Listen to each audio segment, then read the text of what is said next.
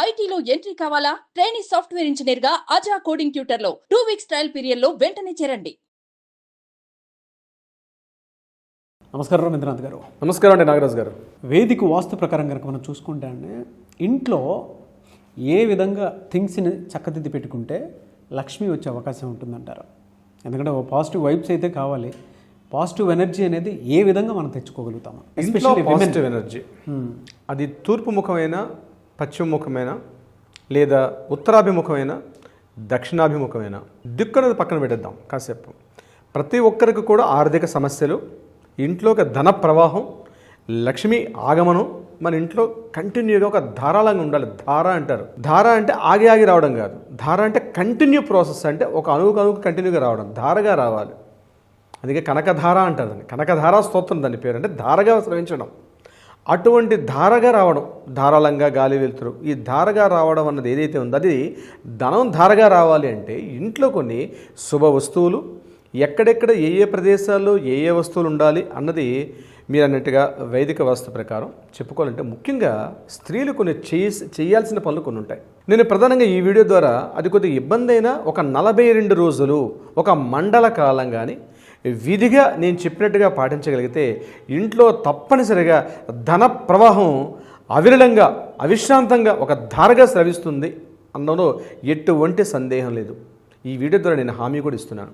But 41 రోజులు నియమంగా పాటించాలి. అది ఎలా పాటించాలి?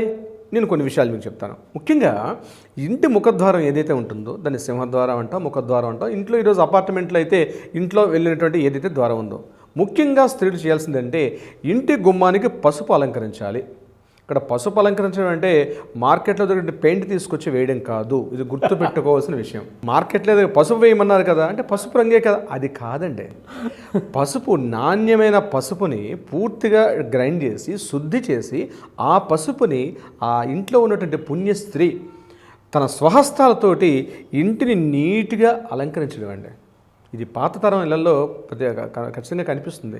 ఇంటికి ప్రతి శుక్రవారం నాడు అలంకరిస్తే మళ్ళీ నెక్స్ట్ శుక్రవారం వరకు ఉంటుంది అది. ఆ ఇంటి గడప లక్ష్మి చూడండి, అబ్జర్వ్ చేయండి. ఎంత పెద్దవాడైనా, ఎంత ధనికుడైనా, ఎంత కటిక పేదవాడైనా, లేదు డైలీ వేజ్ చేసుకున్నటువంటి ఇంటి కూలీ అయినా గుర్తుపెట్టుకోండి, ప్రతి ఒక్కరు కూడా ఒక వుడెన్ ద్వారం మాత్రమే పెడతారు. ఐరన్ ద్వారం ఎట్టి పరిస్థితుల్లో పెట్టుకోరు. నేను ఇంత పెద్ద ధనవంతుని చెప్పి దానిపైన సపోర్ట్గా పెట్టుకోవచ్చేమో కానీ ప్రతి ఒక్కరు తప్పనిసరిగా ముఖద్వారం అంటే ఆ ఇంటికి ఒక ముహూర్తం పెడతారు. ఆ ముహూర్తంలో సింహద్వారాన్ని వేస్తారు. ఆ సింహద్వారం కూడా వుడ్డే ఉంటుంది. అయితే నేరేడు కొమ్మ కావచ్చు, లేకపోతే మామిడి కొమ్మ కావచ్చు, ఇతరత్ర ఏమైనటువంటి ఎక్కువగా ఏదైతే వాస్తు ప్రకారం చెప్తారో అవి మాత్రమే వాడతారు. ఇందులో మీరు నేరేడు చెట్టుతో అయినా పర్వాలేదు, లేదా మామిడి కొమ్మ, ఏదైనా ఇంటి ముఖద్వారం ఏదైతే ఉందో, మీరు సొంత ఇంట్లో ఉన్నా అద్దె ఇంట్లో ఉన్నా ఏదైనా సరే ఇంటి ముఖద్వారానికి ఇంటి పుణ్యస్త్రీ ఎవరైతే స్త్రీ ప్రధానంగా యజమాని భార్య ఎవరైతే అంటారో తన స్వహస్తాలతోటి పసుపుతో పూర్తిగా అలంకరించుకోవడం అనేది విధి. దానిపైన కుంకుమతో ముగ్గులు పెట్టడం, కుంకుమతో అలంకరించుకోవడం, అదేవిధంగా మధ్య మధ్యలో కూడా తెలుపు వర్ణం కూడా వాడతారు, తప్పేమీ లేదు.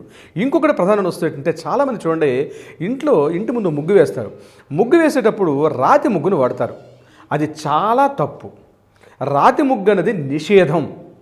ఇంట్లో ఎట్టి పరిస్థితుల్లో వాడితే ఖచ్చితంగా వరిపిండితో ఉన్నటువంటి ముగ్గులు మాత్రమే వాడాలి. ఇంటి ముందు రంగవల్లికలు ముగ్గులు వేస్తారు. ఇప్పుడు వచ్చే సంక్రాంతి కూడా దగ్గరలో ఉంది కాబట్టి ఇంటి ముందు రంగవల్లికలు వేసేటప్పుడు రంగులు వేయండి. అది ఒక రోజు వేస్తారు సంక్రాంతి గొబ్బెమ్మలు పెట్టేటప్పుడు. నేను అంటున్నాను ప్రతి గురువారం రాత్రి అంటే శుక్రవారం వేకువజాము ఉండే సమయానికి ఇంటి ముందు మీరు వరిపిండితో ముగ్గేయండి. వరిపిండి కంపల్సరీ వాడాలి. ఎందుకు వరిపిండి వాడాలి అంటే ఇంట్లో ఉన్న చిన్న చిన్న క్రిమికీటకాలు, చీమలు ఇట్లాంటివన్నీ ఉంటాయి. ధనం అన్నది వస్తే రావడానికి ఇదే సూచికలు. ఆ చీమలు అవన్నీ కూడా వాటిని ఆహారంగా తీసుకుంటాయి కాబట్టి వరిపిండి ద్వారా మాత్రమే వేయండి. రాతి పిండి ఎట్టి పరిస్థితుల్లో ఇంటి ముందు ముగ్గుగా పనికిరాదు. అలాగే చాక్ పీసులతో వాడతారు, రాతి పిండి వాడతారు, కలర్స్ వాడతారు. ఇది కాదండి. మనకు వాడాల్సింది ఏంటంటే ఈ మధ్య స్టిక్కర్స్ దొరికాయి. ముగ్గులు స్టిక్కర్లు తీసుకొచ్చి ఇంటి ముందు పెట్టేస్తారు. సార్ ముగ్గేయమన్నారు కదా, ముగ్గేసాం కదా సార్ అని చెప్పి. అది కాదండి ముగ్గు వేయడం అన్నది. ఖచ్చితంగా వరిపిండితో ఉన్నటువంటి ముగ్గు వేసుకోవడం. ఇంటికి నేను చెప్పినట్టుగా గురువారం సాయంత్రం అంటే తెల్లారితే శుక్రవారం అనుకున్నప్పుడు దాన్ని సాయంత్రం రాత్రి పడుకునే ముందు జస్ట్ అలా ఇచ్చి ఇంట్లో క్లీన్ చేసుకోవడం. ఇంకొకటి ప్రతిరోజు స్త్రీ చేయాల్సిన ప్రధాన విధి ఏంటంటే ఇంటి స్టవ్ ఏదైతే మనం ఆగ్నేయమూలలో వంట వార్పు చేసేటువంటి ఆగ్నేయమూల ఏదైతే దీన్ని పవిత్రంగా ఉంచుకోవాలి. పూజా మందిరాన్ని ఎంత పవిత్రంగా ఉపయోగించుకుంటామో అదేవిధంగా ఆగ్నేయమూలలో మనం ఏదైతే వంట వార్పులు చేస్తున్నామో దానిని కూడా పవిత్రంగా ఉంచుకోవాలి. పవిత్రం అంటే ఏమిటి అంటే ప్రధానంగా ఆగ్నేయమూలం చేసే వంటకి ఉదయం లేచి స్నానం చేయగానే వాళ్ళ ఆయనకి కాఫీ పెట్టాలి. అదే నైటీలతోటో అదే బట్టలు తిన్నగెళ్ళి స్టవ్ ఆన్ చేస్తారు. ఇది నిషేధం, శాస్త్రం ఒప్పుకోదండి. అక్కడ అగ్నిదేవుడు ఉన్నాడు. అక్కడ స్టవ్ అంటే అగ్నిదేవుడు. అది గాలి, నీరు, వాయువు, భూమి, ఆకాశం, ఈ యొక్క పంచభూతాలు. ఇవి పంచభూతాలు అగ్ని అనేది అగ్నితత్వం, అది ప్రధాన తత్వం. అది ఆ తత్వానికి మనం వెళ్ళేటప్పుడు దాన్ని నమస్కరించుకోవడం, ముందు రోజు సాయంత్రం ఏ రోజు ఆ రోజు కిచెన్ పక్కన ఉన్న సింక్ని శుభ్రంగా ఏ రోజు వంట పాత్రలు అలా విస్తారంగా పడేసి మార్నింగ్ వరకల్లా అవన్నీ పూర్తిగా చీమలు, దోమలు, అక్కడ క్రిమికీటకాదులు, బొద్దింకలు ఇవన్నీ కాకుండా ఆ రోజు రాత్రి ఎంత లేట్ అయినా సరే ఎప్పటికప్పుడు సింక్ క్లీన్ చేసుకోండి. అపరిశుభ్రమైన వాసన కానీ స్మెల్ కానీ రాకూడదు. ఇంకొకటి, ఎప్పటికప్పుడు ఆ ప్లాట్ఫామ్ కూడా క్లీన్ చేసుకోవడం. స్టవ్ని స్నానం చేయకుండా టచ్ చేయొద్దు. ఇప్పుడు నేను స్టార్టింగ్లో మీకు చెప్పాను, 42 రోజులు విధిగా నేను చెప్పే నియమాలు పాటించగలిగితే ఆ ఇంట్లో అప్పులు కానీ ధన ప్రవాహం ధారాళంగా ప్రసరిస్తుందని చెప్తున్నాను. ఆ కిచెన్ ప్లాట్ఫామ్ని పూర్తిగా నీట్గా శుభ్రం చేసుకోవడం, స్నానం చేయకుండా పూర్తిగా స్నానం చేసిన తర్వాత మాత్రమే ఆ యొక్క స్టవ్ని టచ్ చేయని తప్పించి స్నానం చేయకుండా ఎట్టి పరిస్థితుల్లో నిషేధం చెప్పండి. మీ వారికి కూడా, ఇంట్లో ఉన్న వాళ్ళకి కూడా చెప్తే డెఫినెట్గా మీ వారు కూడా పాటిస్తారు. ఎవరైనా ఎక్కడెక్కడో పోయి డబ్బు తీసుకొని ఎవరి కాలో పట్టుకోవాల్సిన అవసరం లేదు. మీరు ఇంట్లో కూర్చోండి. ఇంట్లో కూర్చుంటేనే పాజిటివ్ ఎనర్జీ గెయిన్ చేసుకుంటే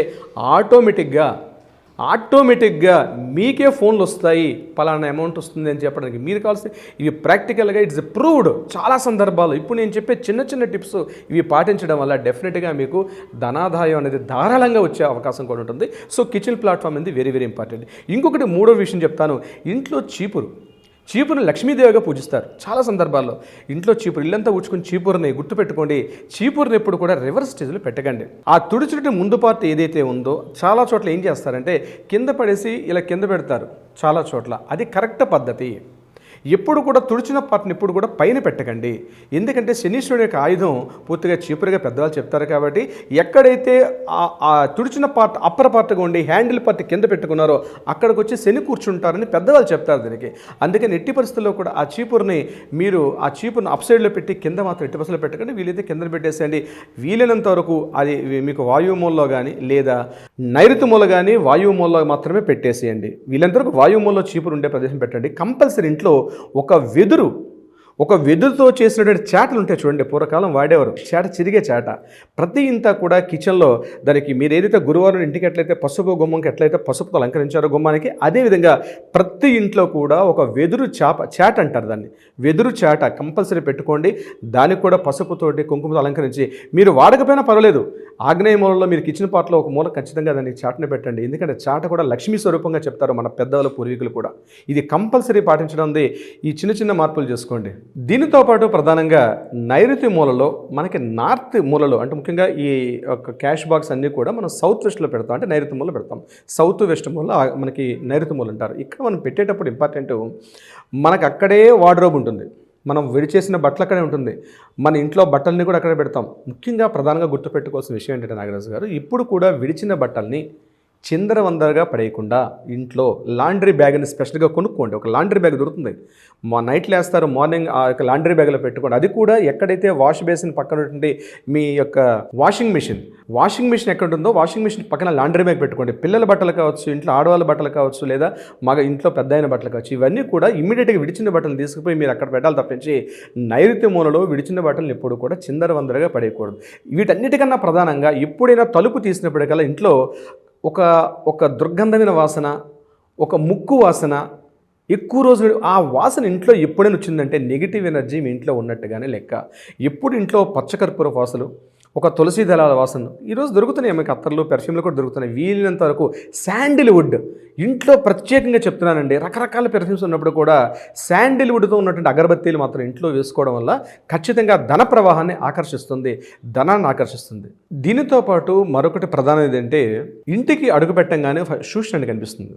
ఇంట్లో అడుగు పెట్టేటప్పుడు షూ స్టాండ్ కనిపిస్తుంది. చాలామంది ఇళ్లలో 99% ఇళ్లలో షూ స్టాండ్ చూడండి, విడిచిన చెప్పులు, విడిచిన షూసు, వాడనటువంటి చెప్పులు, రకరకాల చెప్పులు ఇంటి గుమ్మం ముందు ఒక కుప్పగా పడేయడం, లేకపోతే షూ రేఖ ఉంటుంది, షూ రేఖలో పక్కన పడేస్తారు. ఈశాన్య మూల ఎంట్రన్స్ ఉంటుంది, ఈశాన్య మూలలో ప్రవేశ ద్వారం పక్కనే ఉంటుంది. వీలైనంత వరకు షూ రేక్స్ అన్నవి, అపరిశుభ్రమైనటువంటి షూ రేక్స్ ఏవైతే ఉంటాయో వీళ్ళందరికీ ఆగ్నేయ మూలకి దాన్ని నెట్టే ప్రయత్నం చేయండి. ఈశాన్య మూలలో ఎట్టి పరిస్థితులు కూడా షూ రేక్స్ ఉండకూడదు. దీంతోపాటు ఇంట్లో వాష్ బేసిన్ ఎక్కడ ఉండాలి?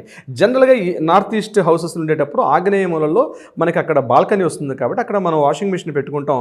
ఆ వాషింగ్ మిషన్ దగ్గరలో ఉంటుంది డస్ట్బిన్. ఇక్కడ గుర్తుపెట్టుకోండి, ఈ యొక్క డస్ట్బిన్నే ఇంటికి ప్రధానంగా అనారోగ్యానికి హేతు కాబట్టి ఈ డస్ట్బిన్ ఏదైతే ఉందో దానిలో వీలైతే ఒక బ్లాక్ కలర్ డస్ట్ కవర్ వేసి దాంట్లో డస్ట్ని వేసి ఏ రోజుకి ఆ రోజు రాత్రి పడుకునే ముందే ఈ డస్ట్ని తీసుకెళ్ళి బయట ఎక్కడ దూరంగా పెట్టేసేయండి తప్ప మీ ఇంట్లో 1 రోజు 2 రోజులు 3 రోజులు సరిపోయే చెత్త అంతా కూడా డస్ట్బిన్లో పెట్టుకోవడం వల్ల మీ ఇంట్లో నెగిటివ్ ఎనర్జీ ఫామ్ అవుతుంది.